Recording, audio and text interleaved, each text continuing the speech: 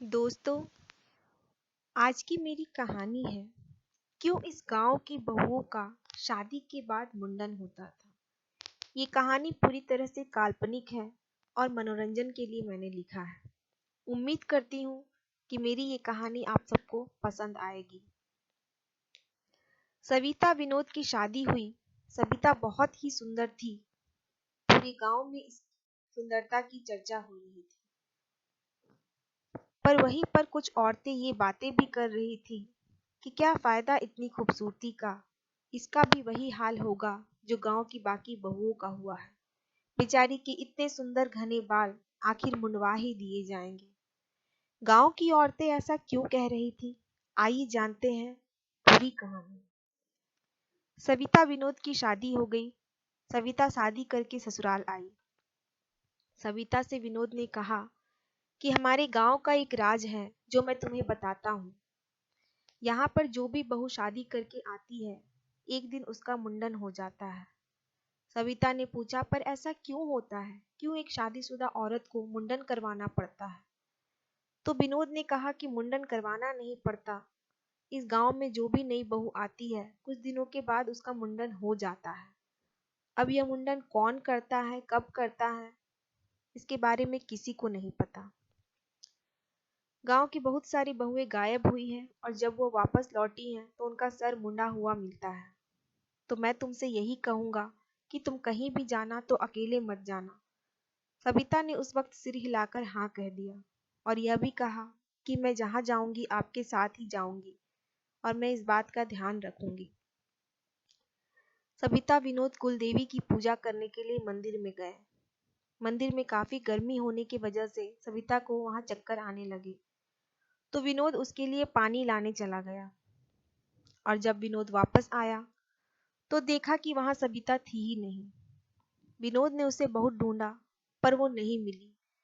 फिर थक हार कर वह घर आ गया। अगले दिन सविता विनोद को मिल गई पर उसका भी सिर मुंडा हुआ ही था। सविता से पूछा गया कि यह सब कैसे हुआ तो सविता ने कहा उसे कुछ भी याद नहीं, यह सब कैसे हो गया। पर विनोद सविता को संतावना दे रहा था कि तुम घबराओ मत, मैं तुम्हारे साथ हूँ। सविता ने भी खुद को संभाला।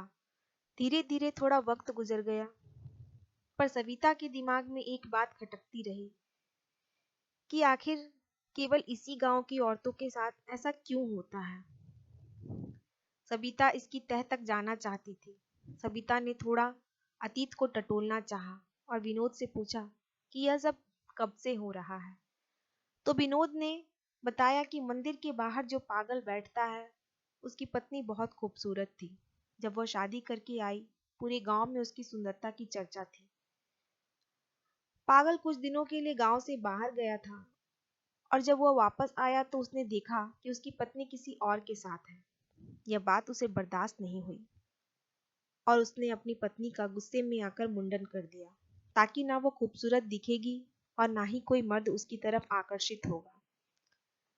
और यह बात उसकी पत्नी को बर्दाश्त नहीं हुई कि उसकी पत्नी ने आत्महत्या कर ली और पत्नी की आत्महत्या करने के बाद वह पागल हो गया। उसके बाद जब भी कोई नई बहू गांव में आती है तो कुछ दिनों के बाद वह गायब हो जाती है और जब वह वापस आती है तो उसका मुंडन हुआ रहता है। सब कहते हैं कि इस पागल की पत्नी ही करती है, उसकी आत्मा आती है और यह सब करती है। पर सविता को इन भूत प्रेत आत्माओं में विश्वास नहीं था। सविता उस पागल से मिलना चाहती थी और पूरी बात जानना चाहती थी। सविता अपने सर को ढककर ही मंदिर जाती थी और चूंकि यह अब उसके साथ यह हादसा हो चुका था तो उसे अकेले जाने में भी कोई डर नहीं था। वो आते जाते हमेशा उस पागल को देखती थी और सोचती थी इससे बात करूं या ना करूं, इससे पूछूं या ना पूछूं। फिर एक दिन हिम्मत करके वह उसके पास बैठी। सविता ने उसे प्रसाद दिया और कुछ खाने को दिया।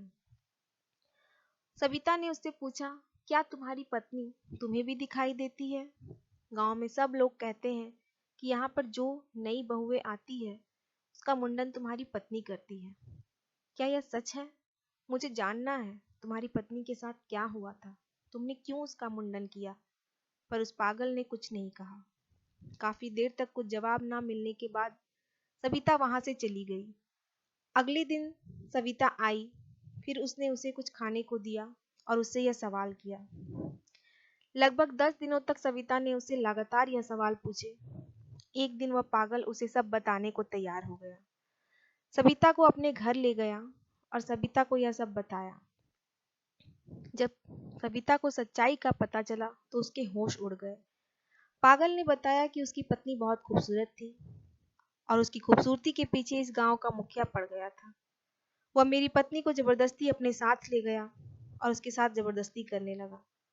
पर जब मेरी पत्नी ने उसका विरोध किया तो उसने उसे बहुत पीटा और जलन से, गुस्से से उसने मेरी पत्नी को कहा कि तुझे तेरी खूबसूरती का बहुत घमंड है ना, देखता हूँ तुझे अब कौन खूबसूरत कहता है।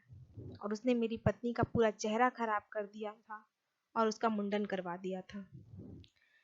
जब मैं अपनी पत्नी को बचाने पहुंचा तो मेरे साथ भी बहुत हाथापाई हुई।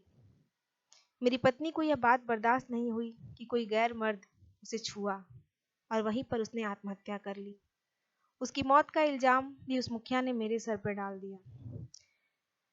क्योंकि वह गांव का मुखिया था, इसलिए अगर मैं उसकी शिकायत किसी से भी करता तो कोई मेरी बात पर यकीन नहीं करता और मैं चुपचाप वहां से अपनी पत्नी की लाश लेकर चला गया। उसी दिन मैंने यह सोच लिया कि इस गांव में जो भी बहू आएगी मैं उसका मुंडन कर दूंगा, ताकि वो खूबसूरत ना दिखे और उस राक्षस की नज़र गांव की किसी बहू पर ना पड़े। और जो मेरी पत्नी के साथ हुआ वह किसी भी बहू के साथ ना हो। और मैंने पागल होने का नाटक किया ताकि मुझ पर किसी को शक ना हो। मेरे जीने की वजह तो उसी दिन खत्म हो गई थी, पर मैं आज तक इसलिए जिंदा हूँ कि गांव की बहू की इज्जत बचा सकूं। जब तक मेरी जिंदगी है, इस गांव की बहू के साथ मैं वह नहीं होने दूंगा जो मेरी पत्नी के साथ हुआ है। यह सब सुनकर सविता की आंखों से आंसू गिरने लगे और सविता ने सोचा कि वह सबको सच बताएगी। सविता ने सबसे पहले अपने पति को बताया। धीरे धीरे उसने गांव के लोगों को इकट्ठा किया, मुंडन की घटना की पूरी कहानी बताई। सविता ने गांव वालों से यह भी कहा कि आप बताइए, आपके घर की बहू ऐसे मुंडन करा कर रहे, ये आपको अच्छा लगता है? गांव वालों ने कहा नहीं। फिर सविता ने कहा तो हम सबको एकजुट होकर उस राक्षस के खिलाफ कदम उठाने होंगे। और पूरे गांव वाले मुखिया के घर गए और सबने मिलकर उसे पीटा। गांव की भीड़ के आगे वह कुछ नहीं कर सका, उसकी मौत वहीं हो गई। उस पागल को भी बहुत सुकून मिला और वह भी उस जगह पर अंतिम सांस ले लिया।